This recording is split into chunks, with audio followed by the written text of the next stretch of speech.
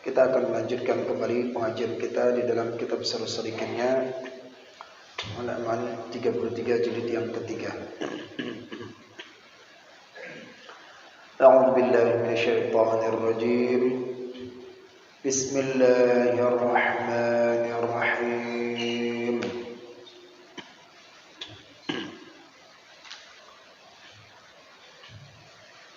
Faslun fi bayani tafsilil tariqi ila tahdhibi akhlaqi.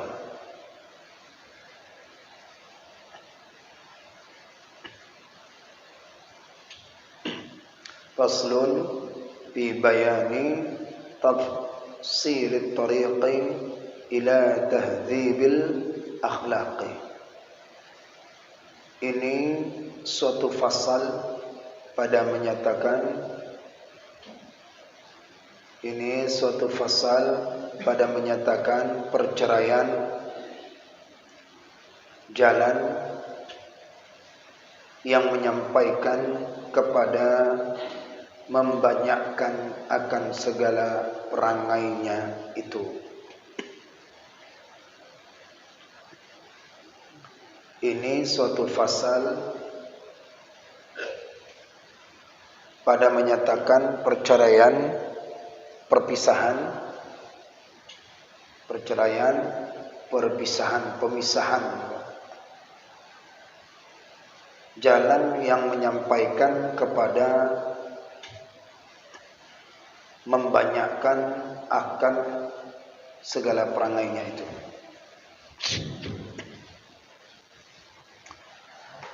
Pada fasal kali ini, setelah kita membahas tentang daripada keutamaan mengajar anak, ya, kemudian kewajiban orang tua mendidik anak, kemudian kewajiban kita salah satunya adalah menyantuni anak yatim. Ini pelajaran keutamaan kita sudah kita bacakan hadis-hadis Nabi sallallahu alaihi wasallam. Nah, ini kita masuk kepada fasal yang baru. Jadi bila kita tidak mengamalkan keutamaan menyantuni anak yatim, maka akan mendapatkan ganjaran yang derajatnya tinggi di sisi Allah. Bila kita menyantuni anak yatim, maka kita akan mendapatkan yaitu syurga, dan kita dekat dengan Nabi sallallahu alaihi wasallam. Ini mumpung lagi semangatnya, mumpung lagi kita mendapatkan temanya ini, langsung kita amalkan. Jadi sudah beberapa sudah menabung, nanti kita gunakan insyaallah di bulan Muharram ini. Muharram ini adalah bulan yang dianjurkan untuk menyantuni anak yatim. Dianjurkan bulan Muharram. Sekarang kita tema pembahasan kita ini adalah pembahasan tentang pemisahan jalan untuk menyampaikan kepada membanyakkan akan segala perangai itu. Jadi tema yang kita bahas kali ini, apa-apa saja jalan untuk bisa mendidik hati kita.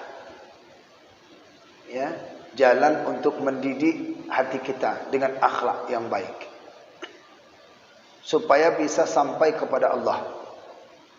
Namanya tahdzibil akhlaq, mendidik, membanyakkan perangai. Bila kita ingin sampai kepada Allah tapi tidak mendidik hati, akhlak perangai ini, maka sulit nanti sampai kepada Allah. Ini suatu fasal pada menyatakan perceraian, pemisahan, jalan yang menyampaikan kepada membanyakkan akan segala perangainya itu. Bagaimana penjelasannya? Pembahasan tentang mendidik hati itu. Ketahui olehmu, hai orang yang berkehendak kemenangan di dalam akhirat itu. Ini peringatan atau anjuran daripada siapa saja yang ingin memperoleh kemenangan akhirat. Berarti orang-orang salik. Ya, orang salik. Bila dia ingin, gitu. Bila dia ingin, kita dipanggil nih. Ketahui olehmu, hai. Maksudnya mu itu siapa saja yang ingin memperoleh kesuksesan di akhirat. Siapa saja yang ingin memperoleh kesuksesan di akhirat, kebahagiaan di akhirat. Apa kata musannif pengarang kitab? Bahwasannya segala sifat kecelaan di dalam hati dan segala perangai yang jahat itu, yaitu penyakit di dalam hati, yaitu penyakit yang dalam hati. Ini kan peringatan nih, kita didik hati kita nih. Kenapa hati keras? Kenapa hati sulit kali? Yaitu menerima panggilan Allah. Kenapa sulit kali hati itu untuk beribadah? Kenapa sulit kali kita itu untuk bermunajat? Kenapa hati itu keras? Jadi yang pertama yang diberitahukan oleh musannif, yang hendak sampaikan oleh beliau, itu adalah bahwasannya sifat kecelaan dan sifat segala perangai yang jahat itu adalah penyakit hati.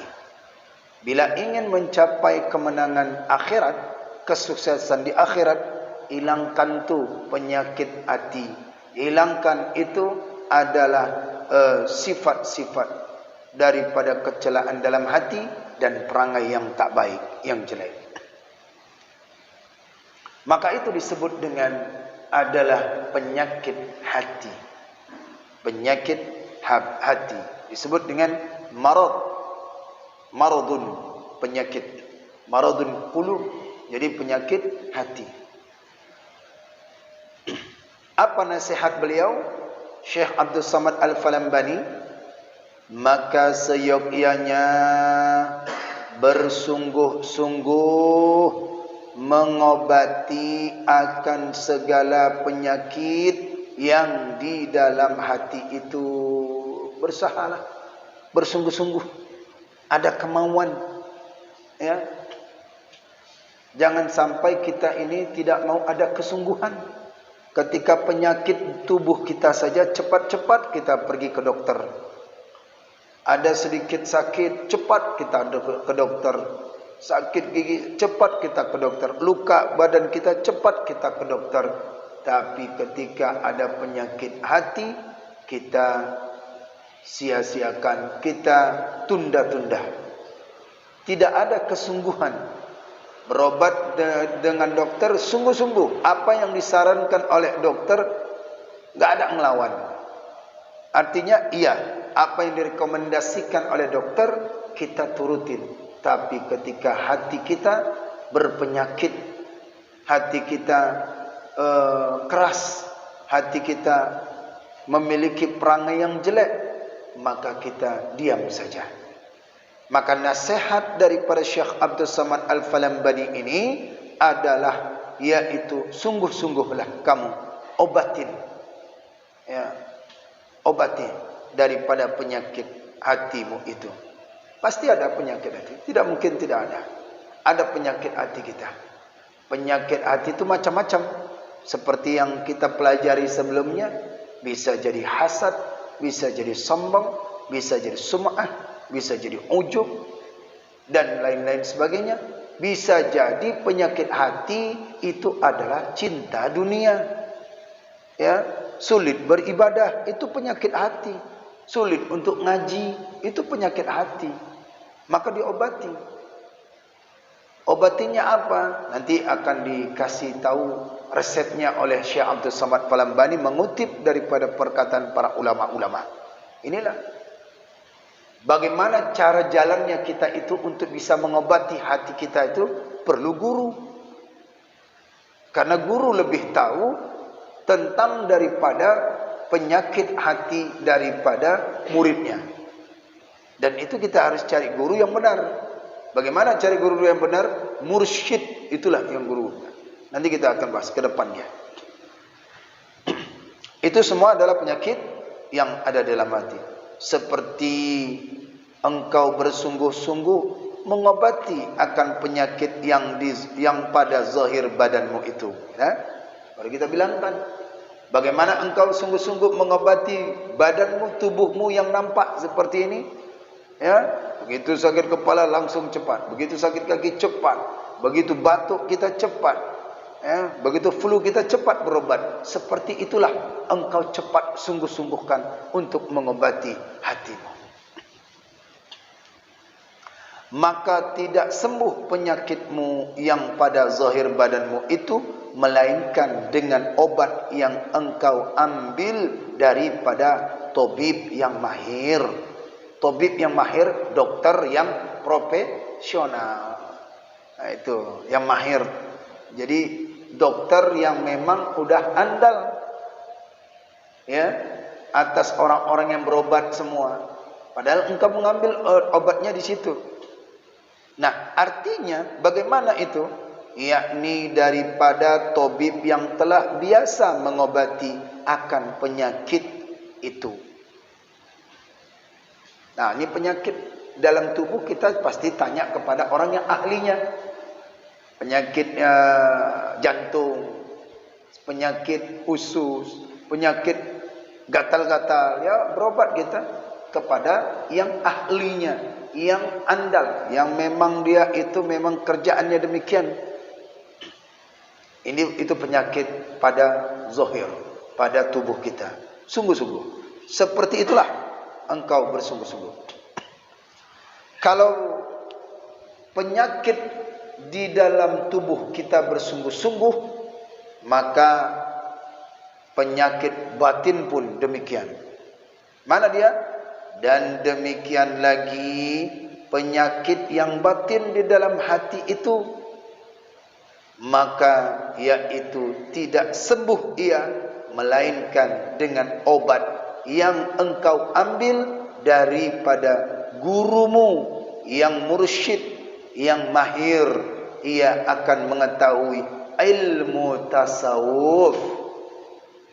Apa ilmu tasawuf itu? Yaitu ilmu tariqat yang memberi manfaat. Itu dia, Pak. Jadi kalau kita ingin mengobati penyakit batin kita tu, maka carilah orang yang bisa mengobati hati kita, yang mahir, yang andal, yang profesional. Sebagaimana kita mengobati daripada tubuh kita dengan tabib, dengan dokter yang profesional, begitulah penyakit batin, maka kita harus obatkan. Jika tidak diobatkan, maka akan menjalar menjadi satu penyakit. Akan menjalar ke mana? Ke tubuh kita ni. Tubuh kita ni. Penyakit sombong, tidak membutuhkan, merasa menang sendiri, merasa diri sendiri, ya, sombong, merasa ujubnya luar biasa. Itu penyakit, semua penyakit hati. Maka obatilah penyakit yang ada di dalam batinmu itu kepada guru yang mursyid, yang mahir. Engkau ambil, minta obat daripadanya. Mursyid itu orang yang betul-betul dia itu dapat memahami penyakit-penyakit dari hati daripada murid-muridnya. Itu sulit, Pak, dicari. Sulit. Mursyid itu sulit. Yang mendidik gitu, hati kita. Bahkan lebih baik mereka itu daripada yang lain. Orang yang ahli ilmu banyak, tapi kalau mursyid sulit. Ya, yang mengajarkan kita zikir terus, zikirkan ini. Zikirkan ini. Zikirkan kulhu 100.000 kali. Zikirkan la ilaha illallah 100 kali. Zikirkan bacakan ini. Zikir kita. Disuruh lama-lama tu kalau dah ada dengan mursyid tu, Pak. Itu menunjukkan supaya kita ada sabar. Nah, cari mursyid. Cari mursyid. Jangan sembarangan begitu lihat ada orang, wah ini sorbannya, ini jubahnya, ini mursyid ini, bukan. Tidak sembarangan. Jangan mengaku saya mursyid, jangan. Ya, melihat ini mursyid, bukan. Makna mursyid itu rasyada yarsyidu rasyid, mursyidun. Orang-orang yang pandai untuk mendidik, orang-orang yang mahir dan andal. Syariatnya itu sudah tinggi. Ilmu tasawufnya sudah dalam, jangan melompat. Syariat tidak, solat jarang, jamaah jarang, udah jadi mursyid. Nah, ini mursyid, cari gurunya. Untuk memperbaiki hati kita yang sombong. Ya. Jangan tidak butuh kepada orang-orang yang dekat kepada Allah, rugi. Karena mereka bisa dapat memberikan syafaat. Jangan tidak butuh kepada orang-orang alim, karena mereka bisa dapat memberikan syafaat. Saat meninggal kita, merekalah yang akan mendoakan. Saat meninggal kita, merekalah yang akan mentalkinkan kita di dalam kubur. Ini penyakit hati itu harus diobati. Salah satunya dengan cara menuntut ilmu nih. Ini kita nih bukan untuk cari pintar, Pak. Menuntut ilmu nih bukan, oh saya dah pernah ilmu itu, bukan. Menghilangkan penyakit kita, merasa kita itu adalah benar. Menghilangkan penyakit kita yang merasa diri kita itu adalah orang-orang yang sudah tahu ilmu, tidak. Tawaduk, mendatangkan daripada tawaduk dalam hati kita. Dengan cara apa? Menuntut ilmu, duduk bersama. Merasa diri kita ini rendah di hadapan Allah. Kita dinasihatkan oleh daripada kitab Syekh Abdul Samad Palambani ini. Secara otomatis kita dinasihatkan. Jangan sampai hati keras. Jangan sampai hati kita ini ada suudzon. Walaupun menurut kita itu tidak cocok, tapi kita sudah suudzon. Tuh, nanti kalau sudah berumur, maka ditakutkan akan su'ul khatimah. Kalau sudah berumur itu kebanyakan suudzon, buruk sangka kepada orang, buruk sangka kepada para ulama, para orang alim-alim, ahli ibadah, ahli tasawuf. Apalagi kita buruk sangka kepada orang ahli tasawuf. Ahli tasawuf itu bukan orang yang rajin, bukan. Orang-orang yang sudah bersih hatinya, itu orang ahli tasawuf itu. Karena dia nggak ada memikirkan lagi tuh cacian orang, nggak ada yang mikirkan lagi. Khawatir kita ini kenapa? Diangkatnya tangannya, berdoa dia kepada Allah, kemudian dia doakan untuk dari hidayah kepada orang yang menyakitkannya, itu azab datang kepada kita, Pak. Kalau orang yang sudah bersih hatinya. Nah ini dia, makanya oleh karena itu sembuhkan dulu. Datangin mursyid, datangin guru-guru yang dapat membina daripada hati kita. Bisa jadi melalui kita duduk bersamanya, bisa jadi melalui daripada torikotnya, cara jalannya, dengan zikir, dengan wirid dan lain sebagainya. Ini kita butuh. Atau dikatakan itu guru spiritual hati kita. Tapi jangan cari guru spiritual, guru syariat tak ada. Ini melompat. Artinya guru syariat dulu, baru cari guru spiritualnya. Guru yang mengantarkan kita supaya tidak terhijab di hadapan Allah. Artinya kita langsung kepada Allah dengan qalbun salim, dengan hati yang bersih itu.